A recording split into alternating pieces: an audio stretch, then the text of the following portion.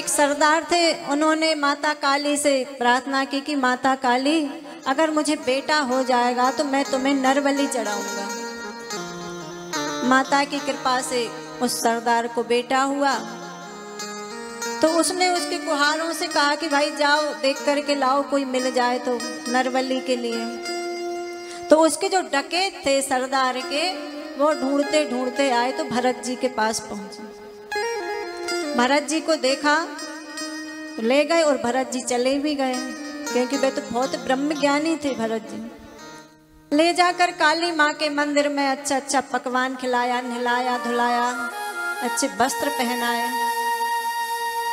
और वस्त्र पहनाने के बाद कहा कि भैया ये काली माता के चरणों में सिर झुकाओ। जैसे ही भरत जी ने काली माँ के चरणों में सिर झुकाया तो वह डकैत तलवार लेकर गर्दन काटने के लिए खड़े हुए थे। भरत जी ने कहा भैया ये क्या कर रहे हो? तो वह डकैत कहते हैं कि भाई देख, हमने तुझे इतना अच्छा खिलाया पिलाया, क्या इसलिए खिलाया था? अब जैसे तूने चुपचाप खाया पिया, सुंदर वस्त्र पहने, अब ऐसे ही तू सिर भी कटवा। भरत जी ने सोचा जैसी प्रभु की इच्छा। भरत जी ने जैसे ही सिर नीचे झुकाया और माता काली प्रकट हो गई। प्रकट होकर के उन्होंने उनको तलवार निकाल के जितने भी डकैत थे सबके सिर काट दिए। अब जैसे ही भरत जी ने सिर उठाया कि देखो माता रानी ने मेरी रक्षा कर दी।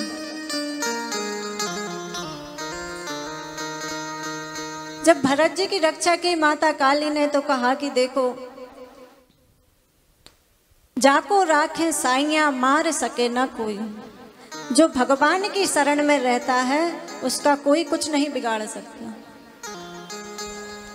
अब एक राजा रहुगण थे, वह बहुत सत्संग करते थे।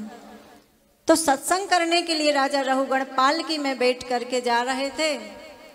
तो अचानक उनका एक जो कुहार था वह बीमार हो गया। बीमार हुआ तो राजा ने कहा कि भाई कोई और मिल जाए रास्ते में तो उसको लगा लो। तो कोई और तो नहीं मिला, भरत जी मिल गए। भरत जी मिल गए तो भरत जी को ही लगा लिया। अब जड़ भरत जी रास्ते में चलते जा रहे हो, जैसे कोई चींटी चीटा दिखे तो वह एकदम उचक जाए, और जैसे ही उचके तो राजा की पालकी से सिर टकरा जाए। तो राजा ने कहा कि भाई तुम ठीक से चल रहे हो कि नहीं? तो वह जो 3 कुहार थे उन्होंने कहा कि देखो राजा, हम तो बहुत अच्छे से चल रहे हैं, अभी अभी ये नया लगाया है ना, इसको चलना नहीं आता। तो राजा ने व्यंग्य भरे वचनों से कहा कि अरे भाई देखो कितना दुबला पतला है, 1.5 हड्डी का तो हो रहा है। फिर चींटी देखी, फिर भरत जी उचके, फिर राजा का सिर फूटा। तो राजा ने कहा कि अरे तुम्हें पता नहीं, मैं तुम्हें सजा दूंगा, मैं तुम्हें मार दूंगा। भरत जी पहले तो कुछ नहीं बोले, लेकिन राजा बहुत ही उनका परिहास करने लगा। तो भरत जी ने सोचा कि देखो, अगर मैं इससे कुछ नहीं कहूंगा तो ये तो मेरा अपमान ही करता रहेगा, और मेरा अगर अपमान करेगा तो ये सहज ही नरक में जाएगा, क्योंकि कभी संतों का ब्राह्मणों का अपमान नहीं करना चाहिए। तो आज जड़ भरत जी ने कहा कि देखो भाई राजन, तुम मुझे क्या सजा दोगे? आप कहते हो कि मैं कितना दुबला पतला हूं, ना तो मैं दुबला हूं, ना पतला हूं, ना मैं मोटा हूं, और ना ही आप मुझे अगर मारेंगे तो मुझे चोट भी नहीं लगेगी, क्योंकि ये जो सब दुख द्वंद है ना, यह सब मन के हैं, और मेरी जो आत्मा है ना, उसको ना कोई मार सकता है ना कोई गला सकता है। तो रहुगण ने सोचा कि ये बातें तो बहुत ज्ञान की करता है, देखूं तो सही। रहुगण ने पालकी से नीचे झांक के देखा तो भरत जी का जनेऊ दिख गया, यज्ञोपवीत दिखा।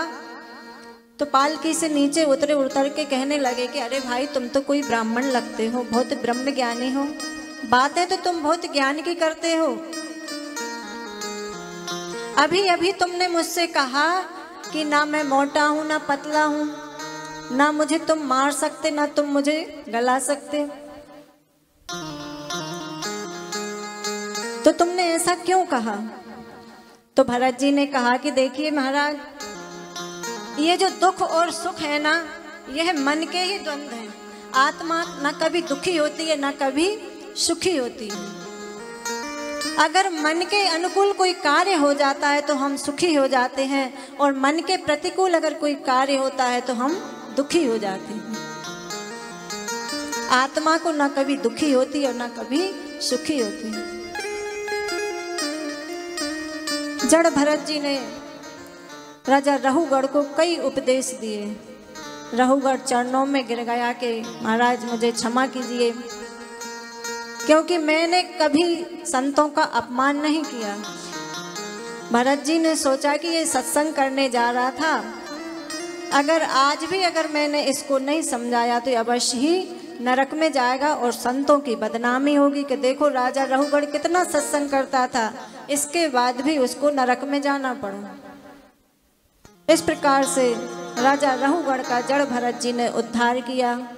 बोलो भक्तवत्सल भगवान की जय।